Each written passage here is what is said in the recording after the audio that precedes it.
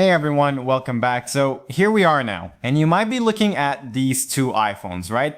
Maybe you've got an iPhone 11, like this purple one I've been using. You can see it's got a bit of character, hasn't it? And you're wondering if it's still, good enough. Or maybe you're thinking about picking one up because the price looks really tempting these days. Then you've got the iPhone 15. It's newer, definitely shinier, and you're probably thinking, okay, is this the one I should be going for? It's a fair question, and honestly, it's something I've been thinking about myself, especially since I've been playing around with both of these, running the latest iOS 26 beta. Now, full disclosure, on my iPhone 11, which, yeah, I did just get a new battery for, still at 100%, which is nice. It feels pretty good, but sometimes it gets a little stuttery, not as smooth as this iPhone 15 over here, which also has a fresh battery. And yeah, it's been a smoother experience overall on the beta.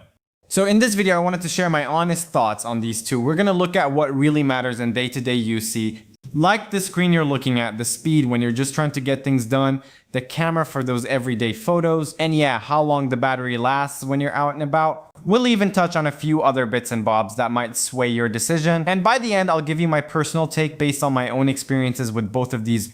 First off, let's talk about how they feel in your hand and what you're actually looking at when you use them. So let's get into the design and the display.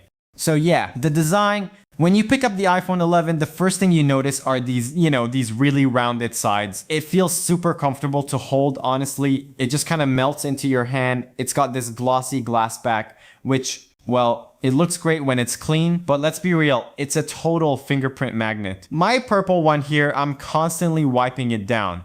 Now compare that to the iPhone 15. See, it's got these flat sides a bit like the iPhone 12 and onwards, but Apple did this little thing where they contoured the edges ever so slightly. It's a small change, but it makes it feel a lot less sharp in the hand than say the 12 or 13. And this back glass, it's this matte color infused finish. It feels really premium. And the best part, it barely shows any fingerprints, a small thing, but in my day-to-day, it makes a difference. But okay, the biggest difference is when you turn them on. The iPhone 11 has what Apple calls a liquid retina display. It's an LCD screen. And look, for an LCD, it's one of the best ever made. It's good. But the iPhone 15 has a Super Retina XDR display, which is just a fancy way of saying it's an OLED. What that actually means is that your blacks are truly black, not just a dark gray, and colors just have a bit more pop. The 15 also gets significantly brighter. When I'm outside trying to see the screen in the sun, it's a night and day difference, really. And then of course, the notch on the 11 versus the dynamic island on the 15. The notch, it's there.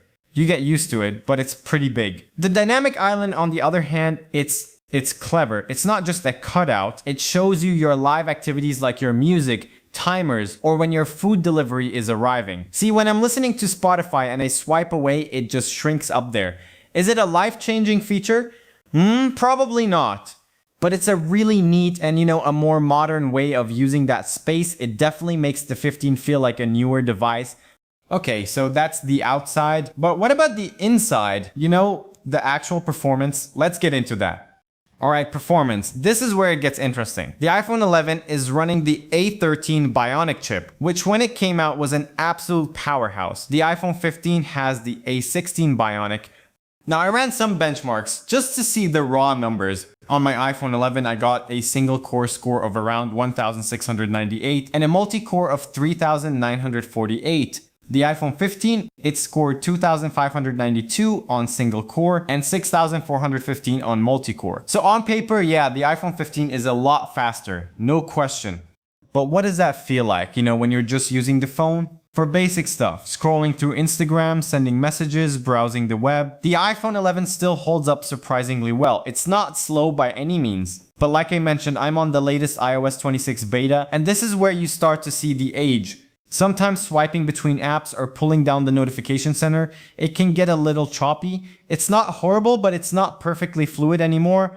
The iPhone 15 with that A16 chip just glides. Everything is instant and buttery smooth. It just feels more responsive to every touch. And this is a big thing to consider for the future. With iOS 26, Apple introduced some new features that just don't work on the iPhone 11. For example, that cool new 3D spatial scene effect for your photos and lock screen, you need an iPhone 12 or newer. It's a bummer, but it shows that Apple is starting to phase out the A13 chip for its newest software tricks. So if you want all the latest and greatest software features for the next few years, the 15 is definitely the safer bet. Now, let's talk about what might be the single biggest reason to upgrade for a lot of you, the cameras. The iPhone 11 has a great dual camera system for its time, a 12 megapixel main and a 12 megapixel ultra wide. In good lighting, it still takes some really nice photos. They have a very natural look to them, which I actually quite like. But the iPhone 15 is just, it's in a different league. It has a 48 megapixel main sensor. Now, you're not always shooting in 48 megapixels, but what it does is it takes all that information and creates an incredibly detailed 12 megapixel photo. The detail you get is just so much better, and because the sensor is so big, it lets you do a 2x telephoto zoom that looks fantastic. It's like having a third lens, and it's perfect for portraits.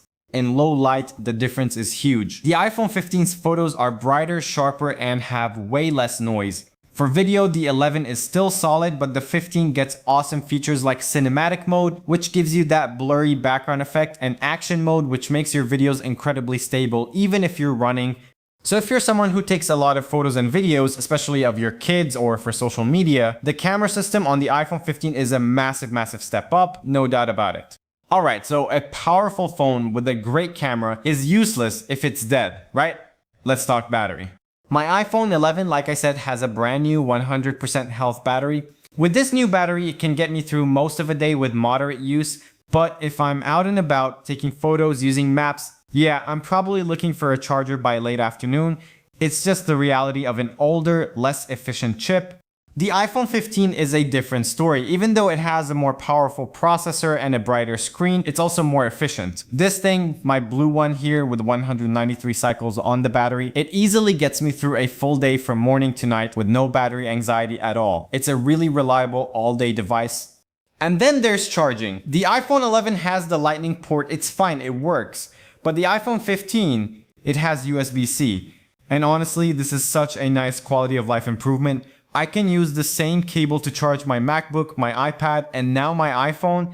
It just simplifies everything, especially when traveling. The 15 also has MagSafe for wireless charging, which the 11 doesn't have. It's that magnetic system that lets you snap on chargers and accessories. It's another one of those small things that just makes the phone feel more modern and convenient. Okay, let's talk about the price, because this is where the iPhone 11 gets really compelling. Here in 2025, you can find a used or refurbished iPhone 11 in good condition for probably around $150 to $250. That is an incredible value for a phone that is still this capable. The iPhone 15, even a used one, is going to be quite a bit more. You're likely looking at somewhere in the ballpark of $450 to $600. So we're talking about, more than double the price, and that's a big factor. So after using both of these side by side, who should buy which phone? Honestly, the iPhone 11 in 2025 is for someone who needs a reliable, capable smartphone on a tight budget. If you just need a phone for calls, text, social media, light photography, and you're okay with not having the absolute smoothest performance or the latest camera tech, the iPhone 11 is a fantastic choice, especially if you make sure it has a healthy battery. It's an amazing value. The iPhone 15 is for someone who plans to keep their phone for the next 3, 4, or even 5 years and wants a more premium, future-proof experience. It's for the person who values camera quality, wants that all-day battery life without worry, and appreciates the modern conveniences like the dynamic island, MagSafe, and USB-C. If you're coming from an iPhone 11, the upgrade will feel significant in almost every single way. So what's my personal choice? If I had to pick one to be my daily driver right now, I'd have to go with the iPhone 15. For me, the improvements to the camera, the all-day battery life, and just that smooth, fluid performance make the extra cost worth it. But I have to say, I'm still incredibly impressed with how well this old iPhone 11 holds up. Apple really built a fantastic phone back in 2019.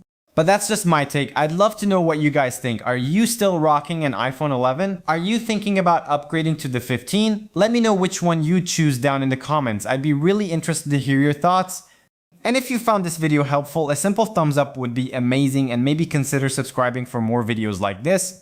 Thanks so much for watching, and I'll catch you in the next one.